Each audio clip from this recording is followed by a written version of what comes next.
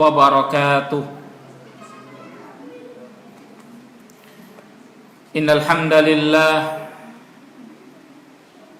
nahmaduhu wa nasta'inuhu wa nastaghfiruh wa na'udzu billahi min syururi anfusina wa sayyiati a'malina. May yahdihillahu fala mudhillalah wa may yudlil fala hadiyalah. Asyhadu an la ilaha illallah wahdahu la syarikalah wa asyhadu anna Muhammadan abduhu wa rasuluh sallallahu alaihi wa ala alihi wa ashabihi wa man tabi'ahum bi ihsanin ila yaumiddin wa sallama tasliman katsira. Qala Allah Ta'ala fi kitabihil karim, ya ayyuhalladzina amanu taqullaha haqqa tuqatih wa la tamutunna illa wa antum muslimun. Wa qala ya ayyuhan nasu taqu rabbakumul ladzi khalaqakum min nafsin wahidah wa khalaqa minha zawjaha wa batha minhuma rijalan katsiran wa nisaa wattaqullaha alladzi tasaaluna bihi wal arham innallaha kana 'alaikum raqiba. Amma ba'd, ayyuhal ahibba, ikhwani wa akhawati fillah, a'azakumullah. Alhamdulillah, kita bersyukur kepada Allah. Pada kesempatan sore yang mulia ini kita dapat kembali dipertemukan oleh Allah di dalam kajian kita, di dalam mengkaji kitab Zadul Mar'atil Muslimah. Mudah-mudahan kehadiran kita pada sore yang mulia ini senantiasa diridhai dan diberkahi oleh Allah, dan mudah-mudahan Allah tabaraka wa ta'ala selalu melimpahkan rahmat, hidayah dan taufiknya kepada kita sekalian. Ahibbati ikhwani wa akhawati fillah, a'azakumullah. Melanjutkan kajian kita pada kesempatan sore yang mulia ini, yang mana kita sampai di dalam pembahasan yang berkaitan tentang masalah salat, dan kita sampai pada pembahasan yang berkaitan dengan arkan wa wajibat wa sunanu wa makruhatus shalah, rukun-rukun, kewajiban-kewajiban, sunnah-sunnah, dan perkara-perkara yang makruh daripada salat.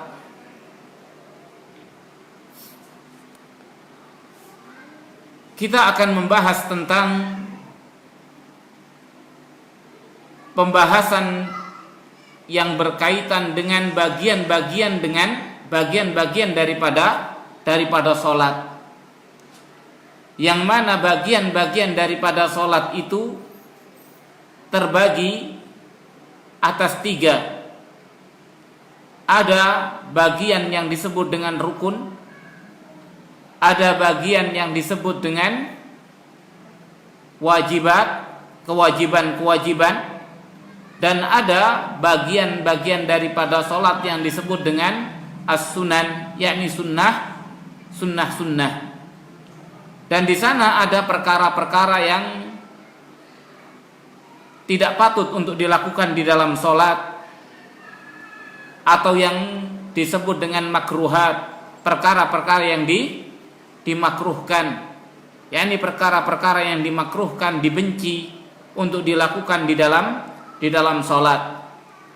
Maka pada kesempatan yang mulia ini, sebelum kita membahas tentang apa saja rukun-rukun dan apa saja kewajiban-kewajiban dan sunnah-sunnah daripada salat, ada baiknya pembahasan kita pembahasan kita pada kesempatan ini, yaitu berkaitan dengan apakah yang dimaksud dengan rukun dan apakah yang dimaksud dengan kewajiban dan apakah yang dimaksud dengan sunnah-sunnah di dalam salat. Dikatakan di sini al-arkan jamak daripada rukun. Rukun itu secara bahasa adalah zawiyatu syai'il aqwa, sisi daripada sesuatu yang paling kuat, itu disebut rukun. Atau dikatakan pula mahiyatu syai', inti daripada sesuatu, itulah yang disebut dengan rukun. Mahiyah, yakni sesuatu yang dimaksud dari sesuatu itu, itulah yang dimaksud dengan rukun. Makanya mahiyah, yakni mahiyah itu adalah inti daripada sesuatu, disebut rukun. Dan rukun itu secara istilah adalah perkara yang harus ada dan tidak boleh tidak ada. Perkara yang harus ada dan tidak boleh tidak ada. Apabila tidak ada pada sesuatu itu, maka menjadikan sesuatu itu tidak ada. Itulah yang disebut dengan rukun, yakni sesuatu yang keberadaannya, yakni sesuatu yang keberadaannya harus ada pada sesuatu. Dan kalau sesuatu itu tidak ada, maka sesuatu itu tidak ada. Salat rukun-rukunnya harus ada. Kalau salah satu daripada rukun-rukun salat tidak ada, maka salat itu tidak ada. Tidak bisa disebut itu sebagai salat. Tidak bisa itu disebut sebagai salat. Makanya dikatakan di sini, idza tarakatil mar'atu minha syai'an batalat as-shalah sawa'an kana tarakahu 'amdan aw sahwan aw tabtulu rak'ah allati qad tarakat minha ruknan wa taqumul lati taliha maqamaha. Dikatakan rukun itu adalah apabila seorang wanita meninggalkan daripadanya sesuatu dari rukun, maka menjadi batal sholatnya. Sama saja, apakah ia meninggalkan rukun tersebut karena sengaja atau meninggalkannya karena lupa, maka menjadi batal sholatnya. Atau yang dimaksud dengan batal adalah batal rokaat yang ia tinggalkan dari rokaat itu satu rukun. Kalau itu berkaitan dengan satu rokaat, selama ia melakukannya dan kemudian ia mendapati di rokaat kedua dia melihat bahwasanya dirinya kurang di dalam rukunnya, maka rokaat yang kurang rukunnya itu secara otomatis batal satu rokaat itu. Watakumul lati maqamaha watakumul lati taliha maqamaha, dan menjadilah rokaat sesudahnya yang menempati posisinya. Misalnya seorang sholat maghrib atau isya, kemudian rokaat pertama ia baru sujud satu kali langsung bangun, berarti dia kehilangan satu rukun di dalam di dalam apa? Di dalam rakaat pertama bisa jadi beberapa rukun, yakni duduk di antara dua sujud hilang, iya kan? Dan juga sujudnya juga hilang. Maka dia langsung bangun, baru kemudian dia sadar, baru sujud satu kali. Maka rakaat yang pertama tadi dianggap tidak sah. Rakaat yang kedua menempati posisi rakaat yang pertama, sehingga ia nanti memposisikan rakaat yang kedua itu sebagai rakaat yang pertama. Itu maksudnya. Tapi kalau dia ingatnya setelah selesai sholat, maka sholatnya seluruhnya batal. Sholatnya seluruhnya batal. Jadi ingatnya setelah selesai sholat, maka sholat seluruhnya batal. Seperti itu.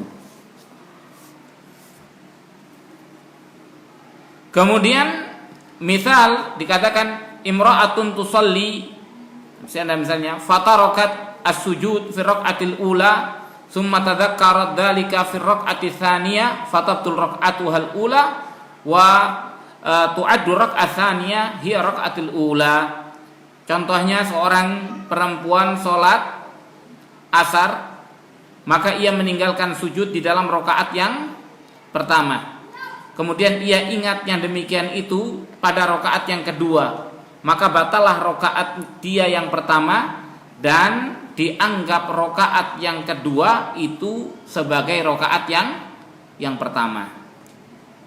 Adapun al-wajibat, adapun yang disebut dengan wajibat, idza turikat atau idza tarakat minha syai'an amdan batalatis shalah wa in kana tarkuhu sahwan atau tarkuhu sahwan lam tabtul wa yujbiruhu sujudu sahwi.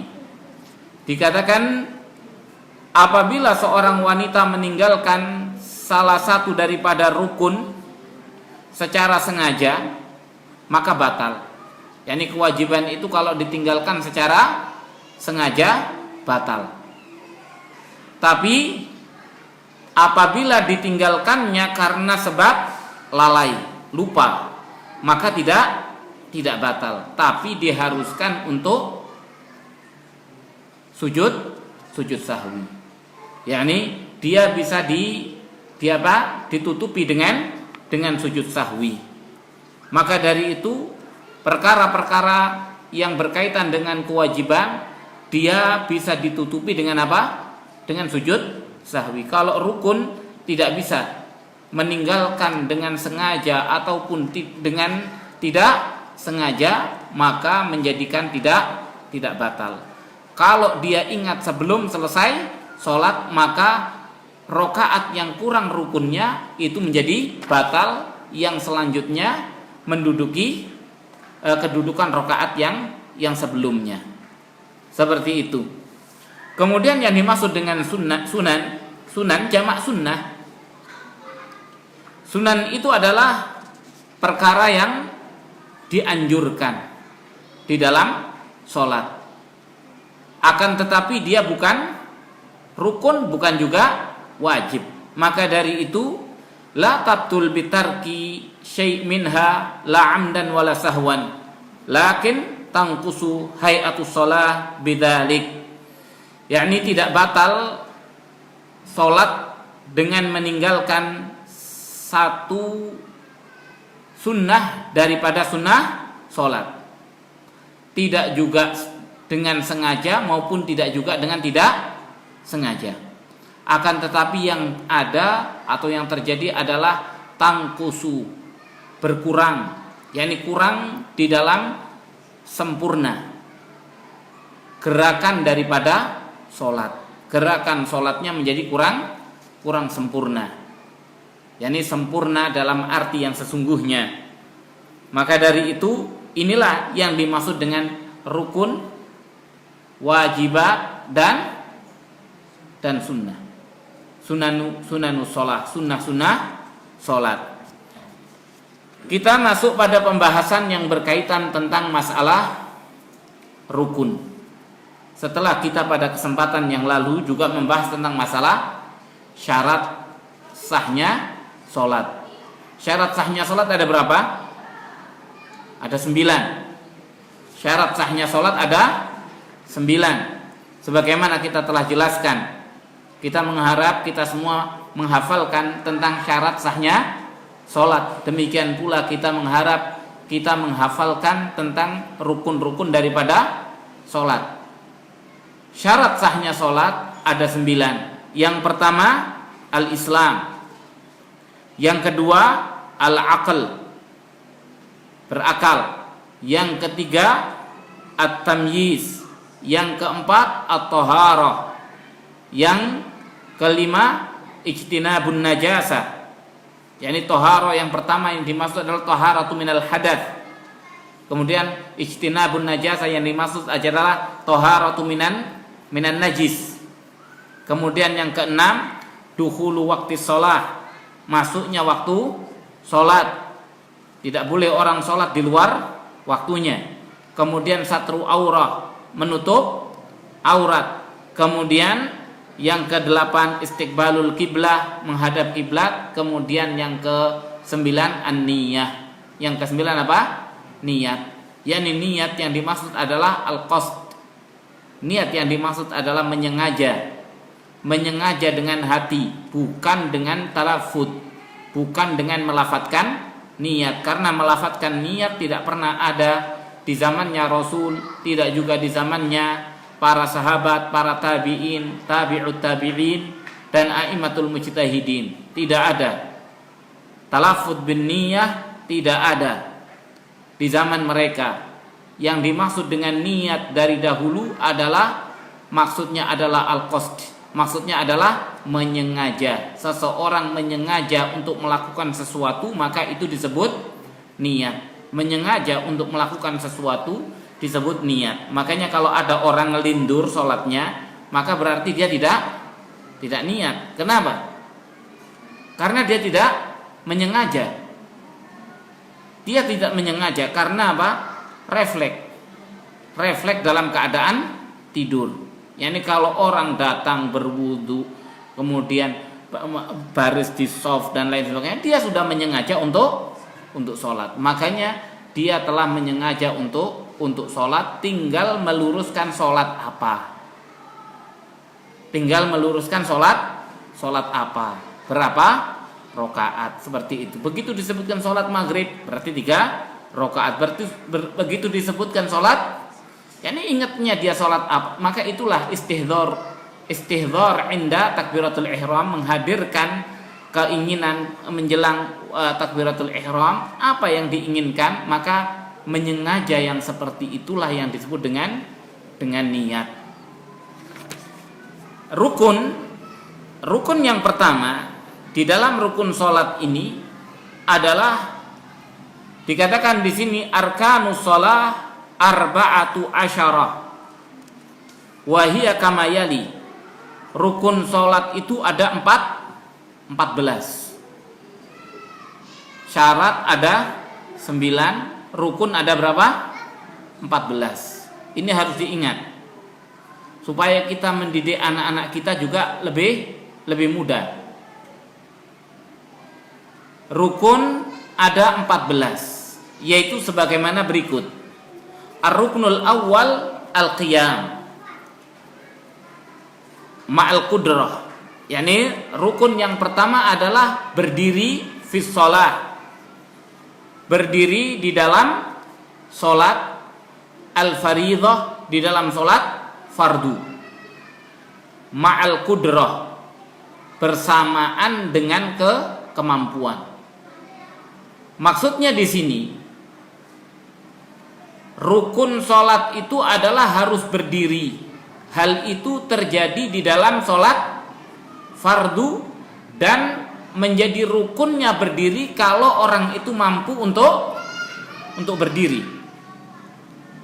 Hal ini didasarkan atas apa yang difirmankan oleh Allah Subhanahu wa taala. Allah berfirman, "Wa qumu lillahi qanitin." Dan berdirilah untuk Allah dalam keadaan berdiri yang lama.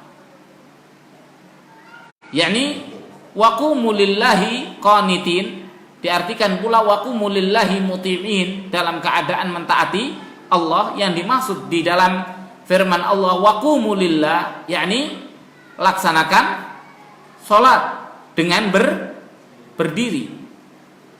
Makanya Rasul sallallahu alaihi wasallam memerintahkan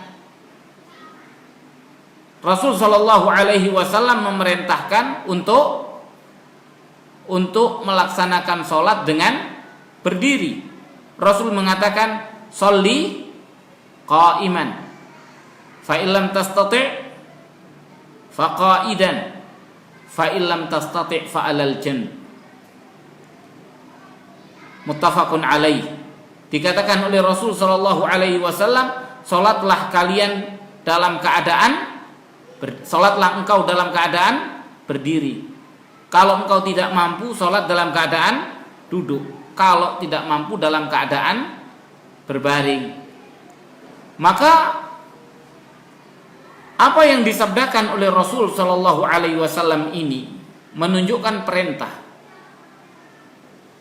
Ini menunjukkan perintah, dan perintah itu menunjukkan akan kewajiban. Maka dari itu berdiri di waktu sholat atau berdiri di dalam melaksanakan sholat wajib itu adalah rukun. Dan hal ini yang dijelaskan oleh para ulama, bahwasannya para ulama sepakat namanya sholat fardu itu harus dilakukan dengan apa? Berdiri. Harus dilakukan dengan berdiri. Dengan ketentuan kalau dia mampu. Kalau tidak mampu berdiri, baru dia boleh duduk. Dilihat mampunya seberapa. Kalau dia mampunya dengan bertakbiratul ihram, maka sebelum dia duduk, begitu dia menghadap kiblat, iya kan? Maka kemudian ia bertakbir dalam keadaan berdiri. Setelah selesai takbir, kalau dia tidak mampu, baru dia duduk. Jangan dari awal dia duduk, tidak. Mampunya dia, karena istita'ah di sini melihat pada kondisi masing-masing. Rasul Shallallahu Alaihi Wasallam memerintahkan sholat itu untuk berdiri. Tidak boleh kita beralih kepada duduk kalau kita memang benar-benar tidak mampu. Benar-benar tidak mampu itu kalau ketika kita duduk atau ketika kita berdiri bisa menyebabkan kemadharatan atas diri kita. Misalnya orang sakit pusing, iya kan? Kalau berdiri dia akan terhuyung dan jatuh, maka sudah diketahui kalau dia berdiri dia akan terhuyung dan jatuh. Maka dalam kondisi seperti ini mungkin dia melihat keadaannya. Kalau mampu hanya dengan takbiratul ihram dengan berdiri, maka ia takbiratul ihram berdiri kemudian duduk. Kalau memang tidak mampu, ya sudah, memulai dari duduk. Demikian pula ketika orang tidak bisa berdiri, tidak bisa duduk, maka kemudian ia berbaring.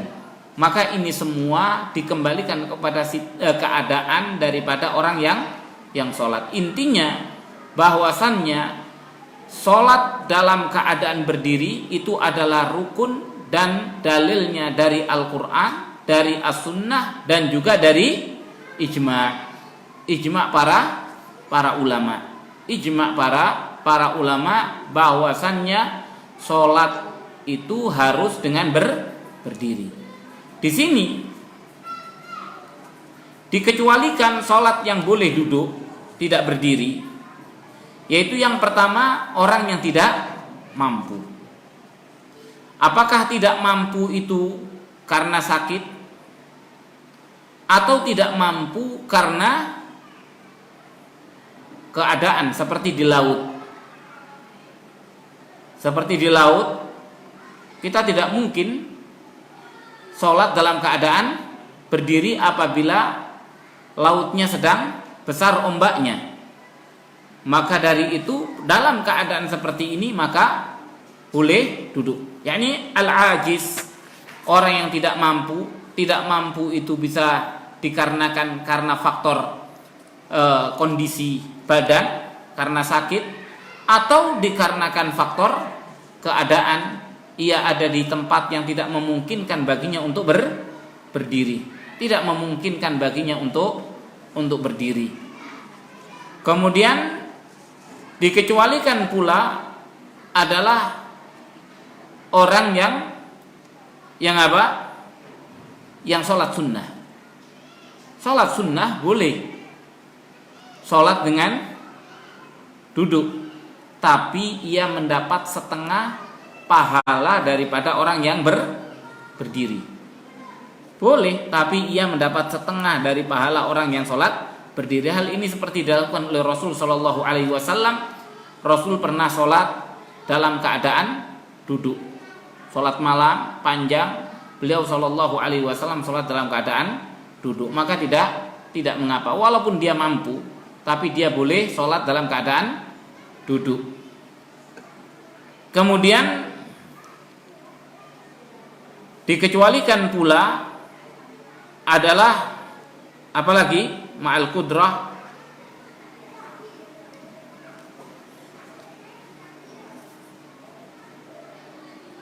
dan dikecualikan pula orang yang sholat imamnya dalam keadaan duduk.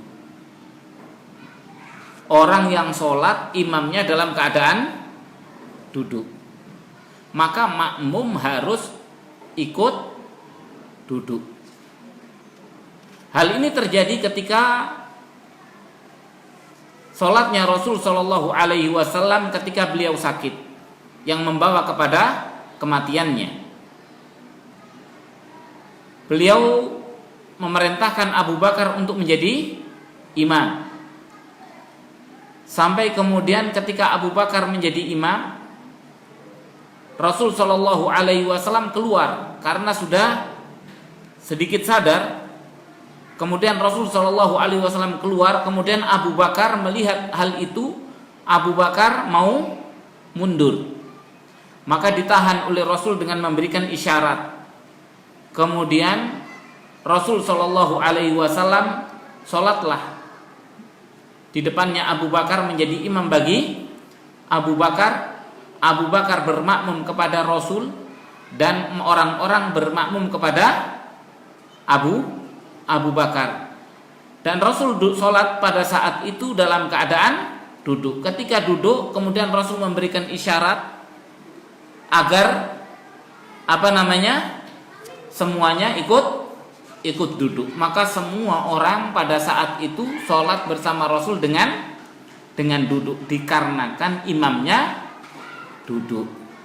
Maka dari itu, maka dikecualikan keadaan ini, walaupun dia mampu berdiri, tapi kalau dia sholat di belakang imam yang duduk, dia juga harus duduk. Dia juga harus duduk. Maka ini hal yang berkaitan dengan rukun sholat yang pertama, yaitu berdiri. Rukun sholat yang kedua, ar-ruknu tsani takbiratul ihram fi awwalis shalah. Rukun yang pertama adalah apa? Yang kedua adalah takbiratul ihram. Takbiratul ihram di awal daripada sholat. Hal ini sesuai dengan yang disabdakan oleh Nabi kita Muhammad sallallahu alaihi wasallam yang dikeluarkan oleh Bukhari dan Muslim. Rasul sallallahu alaihi wasallam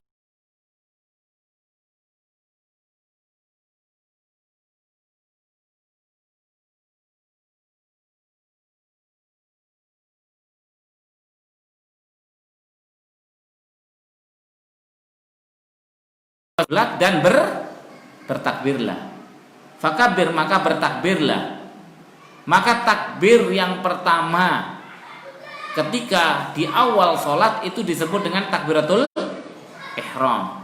Ini seperti yang disabdakan oleh Nabi Shallallahu Alaihi Wasallam di dalam hadis yang diriwayatkan oleh Abu Dawud dan yang lainnya, yang mana Rasul Shallallahu Alaihi Wasallam bersabda, apa? Miftahus shalah at-tahur, miftahus shalah at-tahur, wa tahrimuha at-takbir. Kunci daripada sholat itu adalah apa?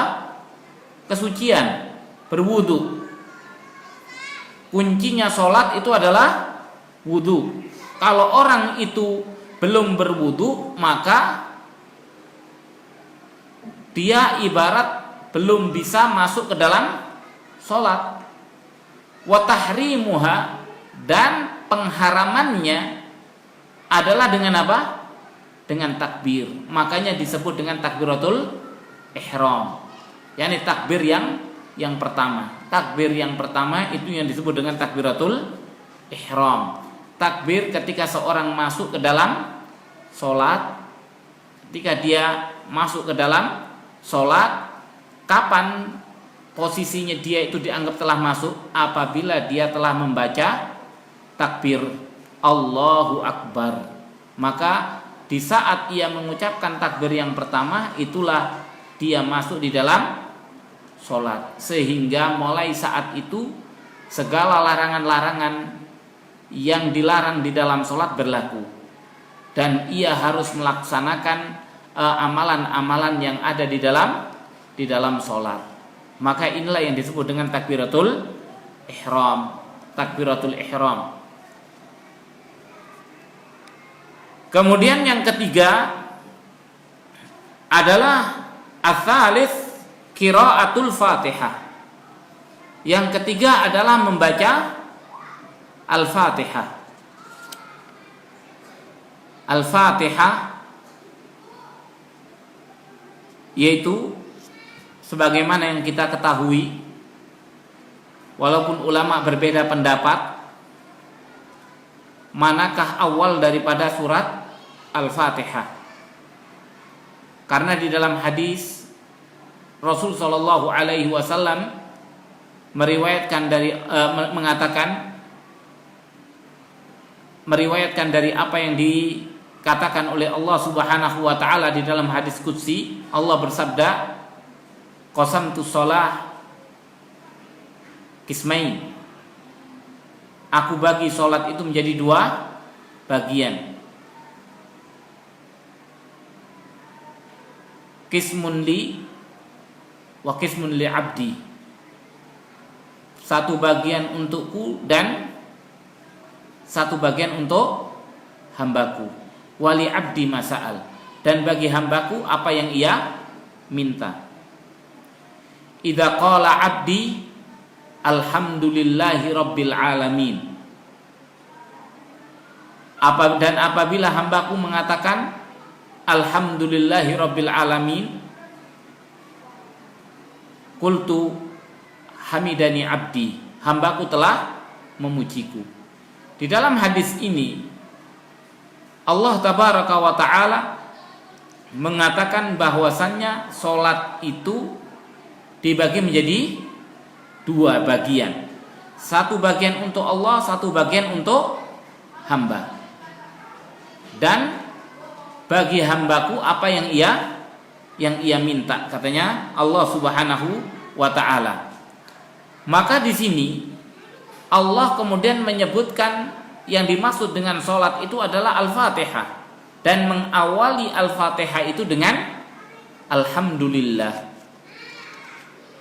Ini dikatakan bahwasannya Al-Fatihah itu awalnya adalah Alhamdulillah. Dan disinilah kemudian ulama berbeda pendapat apakah Bismillahirrahmanirrahim itu bagian daripada Al-Fatihah, ataukah Bismillahirrahmanirrahim itu bukan masuk di dalam Al-Fatihah, tapi dia ayat khusus yang Allah turunkan untuk diletakkan di awal dari setiap surat. ayat khusus yang Allah Subhanahu wa taala turunkan untuk diletakkan di awal setiap surat. Maka dari itu Rasul sallallahu alaihi wasallam ketika menjadi imam, Rasul sallallahu alaihi wasallam tidak menjaharkan bacaan bismillah. Tapi yang pertama kali didengar oleh para sahabat adalah bacaan alhamdulillahirabbil alamin. Maka dari itu menurut saya inilah yang rajih, yang mengatakan bahwasannya al-basmalah, yakni bismillahirrahmanirrahim, itu adalah itu adalah ayat khusus yang Allah Subhanahu wa taala turunkan yang diletakkan di awal daripada setiap surat. Hal ini seperti yang dikatakan oleh Ibnu Abbas radhiyallahu anhuma, yang mana beliau mengatakan kunna la na'rifu awaila kulli suratin hatta anzalallahu al-basmalah.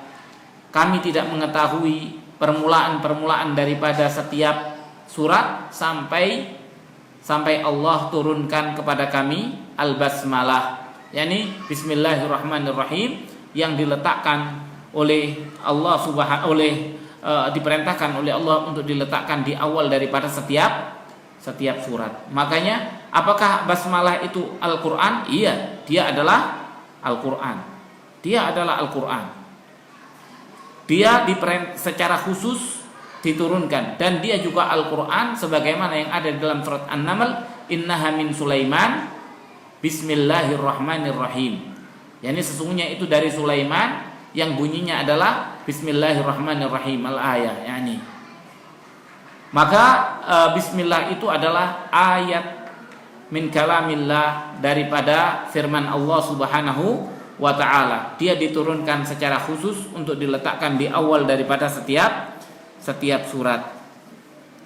Adapun dalil bahwasanya Al-Fatihah itu adalah rukun adalah apa yang disabdakan oleh Nabi sallallahu alaihi wasallam, la salata liman lam yaqra bi Fatihatil kitab.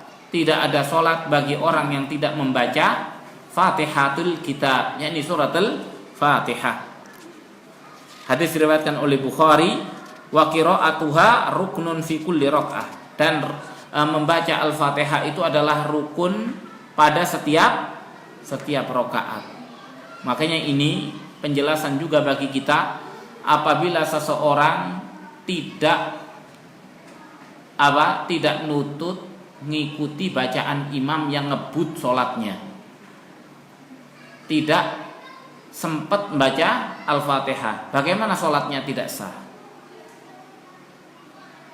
Imam yang di dalam sholat sirriyah sholatnya ngebut, kemudian kita di belakang belum sempat menyelesaikan surat Al-Fatihah, dia sudah ruku, sehingga kita ruku dalam keadaan belum sempurna membaca Al-Fatihah, maka kita sholatnya tidak sah. Bagaimana solusinya? Kita harus mengulangi sholat. Maka demikianlah keharusan yang harus kita lakukan, karena la sholata liman lam yaqra bi Fatihatil kitab. Tidak ada sholat bagi orang yang tidak membaca Fatihatul kitab. Kemudian ar-ruknur rabi', rukun yang keempat, ar-ruku fi kulli raka'ah, ruku pada setiap rakaat. Ini seperti yang ada di dalam hadisnya Rasul sallallahu alaihi wasallam. Rasul mengatakan summarka, maka rukuklah, katanya Rasul sallallahu alaihi wasallam, hatta tatma'inna raki'a, sampai engkau merasa tumakninah di dalam ruku.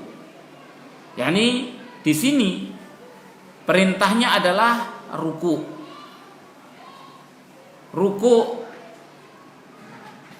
Jadi ruku itu adalah rukun daripada rukun sholat. Kalau orang di dalam satu rakaat lupa ruku, maka tidak sah rakaat itu. Kalau ia masih ingat di saat rakaat yang selanjutnya, maka dianggap rakaat yang sebelumnya batal. Dan jadilah rakaat yang ia ada padanya itu pengganti daripada rakaat yang batal tadi. Maka itu ketentuannya. Jadi rukun yang keempat apa? Ar-ruku'. Itu yang dikatakan oleh Allah, farka'u ma'ar raki'in. Maka rukuklah bersama orang-orang yang ruku'. Berarti sholat itu, makanya sholat itu dihitung dengan ruku'. Sholat itu dihitung dengan ruku', menunjukkan ruku' itu adalah rukun. Karena dia adalah sisi yang paling kuat. Termasuk tadi wa aqimus shalah wa qumu lillahi qanitin. Berdiri di dalam sholat itu termasuk rukun. Demikian pula farka'u ma'ar raki'in, rukuklah bersama orang yang ruku'. Ini menunjukkan tentang ruku' itu adalah rukun di dalam sholat. Kemudian yang ke-5 dan yang ke-6, setelah ruku' apa? Ar-raf'u minar ruku'. Mengangkat badan dari ruku'. Wal i'tidal, dan i'tidal. Waqifatan kahalatiha qablahu, yakni seorang wanita berdiri tegak seperti keadaan sebelum ruku', mengangkat diri dari ruku' dan sampai i'tidal. Ini yang keempat, yang kelima dan keenam. Summarfa, katanya Rasul, summarfa hatta ta'tadila qa'iman, sampai engkau i'tidal. I'tidal itu apa? Berdiri lurus dalam keadaan berdiri, yakni berdiri tegak seperti itu. Maka ini mengangkat dari ruku' itu rukun, dan berdiri tegak itu adalah rukun. Kemudian yang keenam as-sujud. Yang ketujuh as-sujud. Gerakan yang selanjutnya adalah sujud. Maka sujud itu adalah rukun. Sebagaimana kita ketahui, ruku' dan sujud ini harus diperhatikan. Orang yang ruku' tidak seperti mencondongkan badannya saja, tapi dikatakan oleh Rasul Shallallahu Alaihi Wasallam harus lurus punggungnya, dan dicontohkan oleh Rasul Shallallahu Alaihi Wasallam tangannya memegang lututnya dan dimantapkan megangnya, sehingga benar-benar sempurna di dalam melaksanakan ruku'. Sebagaimana sujud, sebagaimana i'tidal juga diharuskan sampai tegak. Makanya dikatakan oleh Rasul tadi, summarka hatta tatma'inna raki'ah. Ruku'lah sampai engkau menjadi tumakninah di dalam ruku'. Sebagaimana pula di dalam sujud, summasjud hatta tatma'inna sajidah, sampai engkau merasa tumakninah di dalam sujud. Dan sujud ini ada 7 rukun. Semua harus nempel ke tanah. Makanya rukunnya sujud itu, katanya Rasul, umirtu an asjuda ala sab'ati a'dhum. Aku itu diperintahkan oleh Allah untuk sujud dengan 7 tulang. Tulang yang pertama adalah jabhah. Tulang jidat. Wal anf min. Dan anf itu masuk di dalam tulang jidat. Kemudian kedua, telapak tangan. Berarti ada 3, iya kan? Kemudian kedua telapak, kedua lutut. Kemudian yang ke 5, yang ke 6 dan 7 adalah kedua ujung kaki. Atrafil qadamain, ujung-ujung daripada dua kaki. Maka 7 tulang itu, tulang jidat 1, telapak tangan 2 jadi 3, tulang lutut 2 jadi 5, dan tulang ujung-ujung kaki menjadi 7. Maka harus sempurna. Harus sempurna. Jangan kemudian sujudnya bukan pakai jidat tapi pakai kepala. Seperti orang mau salto. Maka ini anak-anak kecil, coba kita lihat anak-anak kecil sholatnya seperti itu. Dia sholatnya dengan, supaya dia bisa melihat orang yang di belakangnya, makanya sujudnya pakai kepala. Maka ini tidak benar. Dan sujud itu harus mantap semuanya. Maka dari itu orang yang sujud, dia kadang-kadang kakinya terangkat, ujung-ujung kakinya terangkat, karena saking cepatnya belum sempat kakinya menjejak di tanah, dia sudah angkat kepalanya. Maka yang seperti ini berarti sujudnya tidak sah. Maka dari itu dikatakan ada orang yang sholat selama 60 tahun, iya kan? Allah tidak terima sholatnya. Kenapa? Karena ia tidak menyempurnakan rukuk dan sujudnya. Dia tidak menyempurnakan rukuk dan sujudnya. Makanya dikatakan oleh Rasul sallallahu alaihi wasallam, asyarru as-sariqah sariqatu fi shalah. Sejelek-jeleknya mencuri adalah mencuri di dalam salat. Dikatakan kepada Rasul, qalu ya Rasul kaifa yasriqu fi shalah? Bagaimana mencuri di salat? Alladzina la yuqimuna alladzi la yuqimu sulbahu fir ruku'i wasujud. Orang yang tidak meluruskan orang yang tidak meluruskan tulang punggungnya di dalam rukuk dan di dalam sujud, maka itulah orang yang mencuri di waktu sholat.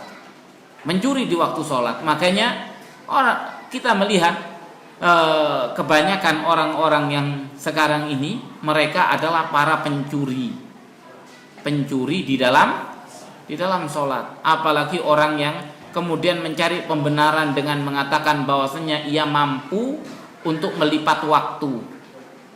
Luar biasa, mampu untuk melipat waktu. Banyak orang kepingin nyari waktu tambahan, ini malah melipat waktu.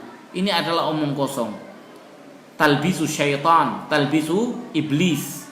Yani bagaimana iblis menghiaskan pada perbuatan yang salah dengan dalih-dalih dan perkataan-perkataan yang menyesatkan. Kemudian yang ke-8, ats-tsaminu ar-raf'u minas sujud wal julus baina sajdatain. Ar-raf' mengangkat dari sujud. Wal julus baina sajdatain, dan duduk di antara dua sujud. Dan duduk di antara dua sujud.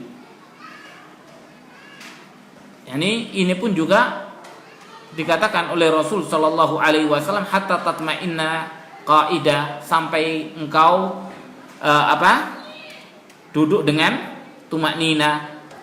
Kemudian rukun yang ke-9 adalah at-tumaknina fi kullil af'alil madhkurah. Tumaknina di dalam rukun-rukun yang telah disebutkan. Dari tadi mulai ruku, ya kan? I'tidal, sujud, duduk di antara dua sujud, kemudian sujud lagi, semuanya itu harus dilakukan dengan tumak-nina. Rasul mengatakan, "Summarka hatta tatma'inna raqi'a." Rukuklah sampai engkau merasakan tumak-nina di dalam ruku'. Makanya para ulama kemudian membatasi bacaannya sedikitnya 3 ini. Maksudnya di situ bukan jumlahnya, tapi maksudnya adalah seberapakah seseorang itu merasakan tumak-nina. Ini agar kita tidak terburu-buru. Salat itu kita sedang mendekatkan diri kepada Allah, maka jangan kita kepingin cepat berpisah dengan Allah. Kebanyakan orang ingin cepat berpisah dengan Allah Subhanahu wa taala. Ini salah. Maka dari itu Rasul sallallahu alaihi wasallam suri tauladan kita, salatnya paling lama, karena di dalam salat itulah Rasul sedang bermunajat dengan Allah, sehingga tidak ingin dikatakan Rasul ingin cepat berpisah dari atau melepaskan diri dari menghadap Allah Subhanahu wa taala. Maka manfaatkan waktu kita ketika kita menghadapkan diri kita kepada Allah Subhanahu wa taala. Maka tumak-nina, rukuknya tumak-nina, berdiri dari rukuk i'tidal tumak-nina, sujud juga tumak-nina, bangkit dari sujud dan duduk di antara 2 sujud itu juga tumak-nina, sujud kembali juga tumak-nina. Maka tumak-nina itu adalah rukun di dalam salat. Kemudian yang ke ruknani al-ashir wal hadi asyar, rukun yang ke-10 dan ke-11, yaitu duduk tasyahudul akhir dan duduk tasyahud al-akhir. Yang dimaksud dengan tasyahudul akhir bacaan tasyahudul akhir itu rukun. Kalau tasyahudul awal itu wajib. Tapi orang tidak mungkin bisa salam kalau dia tidak baca tasyahud. Bisa orang sholat tidak baca tasyahud dia salam? Tidak bisa. Dia harus baca tasyahudul akhir. Dan dibaca tasyahudul akhir ketika duduk. Tidak boleh dibaca dengan berdiri. Makanya duduk tasyahudul akhir. Ini dua rukun. Kemudian yang ke-13, at-tartibu bainal arkan. Apa? Tertib. Tidak boleh sujud ruku di bolak-balik. Semuanya harus sesuai dengan tuntunan, yaitu urutannya. Kemudian yang terakhir, yang ke-14 adalah at-taslim, mengucapkan salam sebagai tanda keluar dari sholat, yakni sudah selesai dari sholatnya. Sebab kalau tidak salam-salam berarti masih ada di dalam sholat. Salam itu menunjukkan telah selesainya seseorang menunaikan sholat. Ulama berbeda pendapat di dalam hal ini. Yang wajib itu apakah rukun itu satu salam sekali atau 2 kali. Dikatakan bahwasannya sebagian mengatakan 2 kali. Sebagian mengatakan salam yang rukun itu satu kali. Bagi kita lebih baik tetap menjaga salam itu menjadi dua kali. yakni entah itu rukunnya 1 kali atau dua kali, tetap kita. Dan sunnahnya Rasul sampai sekarang, sholat wajib itu Rasul Shallallahu Alaihi Wasallam salamnya dua kali. Walaupun sholat sunnah sebagaimana diriwayatkan oleh Aisyah radhiyallahu anha, Rasul pernah sholat dan salamnya satu kali di dalam sholat witir. Maka apa yang dilakukan di dalam sholat sunnah tidak seperti apa yang dilakukan di dalam sholat wajib. Maka dari itu di dalam sholat wajib Rasul selalu menjaga dua kali salam, yakni salam ke kanan dan salam ke kiri. Maka itu adalah rukun.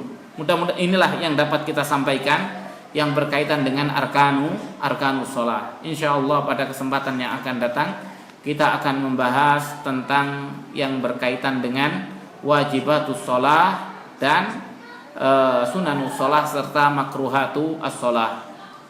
Mungkin ini dulu, barangkali ada yang ingin ditanyakan sebelum kita akhiri kajian ini. Silahkan.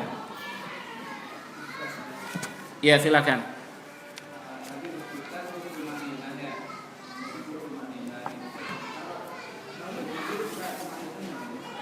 Enggak, ya jelas kalau berdiri kan lama. Tidak ada tumak nina. Artinya tumak nina sudah barang tentu berdiri itu pasti tumak nina.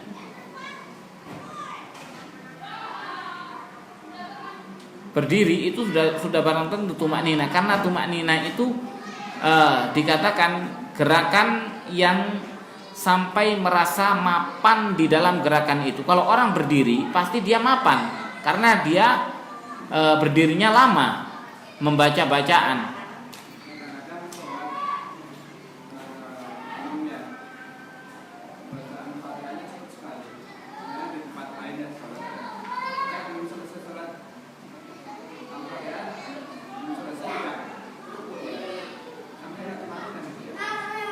Tadi sudah kita katakan bukan kaitannya dengan tumak ninah, tapi itu kaitannya dengan masalah rukun membaca Al-Fatihah. Rukun membaca Al-Fatihahnya tidak dilaksanakan, maka dalam keadaan seperti itu berarti rokaat itu menjadi tidak sah. Makmumnya yang kita katakan adalah makmum yang tidak selesai membaca surat Al-Fatihah di dalam sholat sirriyah, iya kan? Di dalam sholat sirriyah yang makmum tidak selesai membaca Al-Fatihah kemudian rukuk bersama rukuknya imam, maka berarti makmum tidak melaksanakan rukun. Maka dikarenakan dia tidak melaksanakan rukun, berarti sholatnya batal. Maka kewajiban dia mengulangi sholat.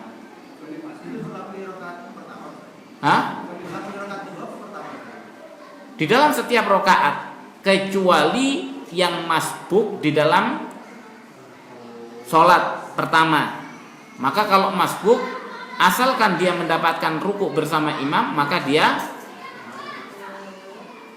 mendapatkan satu rokaat. Itu hukum khusus. Tapi secara umum, siapa yang tidak membaca Al-Fatihah di dalam tiap rokaat atau membaca tapi tidak sempurna, sama saja dia tidak melaksanakan rukunnya. Dia tidak melaksanakan rukunnya, maka otomatis sholatnya tidak sah. Maka dari itu, hal inilah yang ditanyakan oleh Syekh bin Baz rahimahullah ta'ala ketika beliau ditanya, apakah boleh seseorang itu sholat di masjid yang lebih jauh daripada tempat tinggalnya dan tidak sholat di masjid yang ada di kampungnya? Dijawab oleh Syekh bin Baz, dilihat apa alasan dia. Kalau alasannya adalah dalam rangka untuk mendapatkan, kalau alasannya adalah untuk sebab yang syar'i, maka boleh. Sebab yang syar'i itu apa? Misalnya sholat di sana lebih khusyuk karena bacaannya imamnya enak, kemudian ada tumak nina, di samping itu di sana ada kajian dan lain sebagainya, maka boleh. Tapi kalau karena sebab keutamaan masjid yang di sana berbeda dengan keutamaan masjid yang di sini, maka itu bid'ah.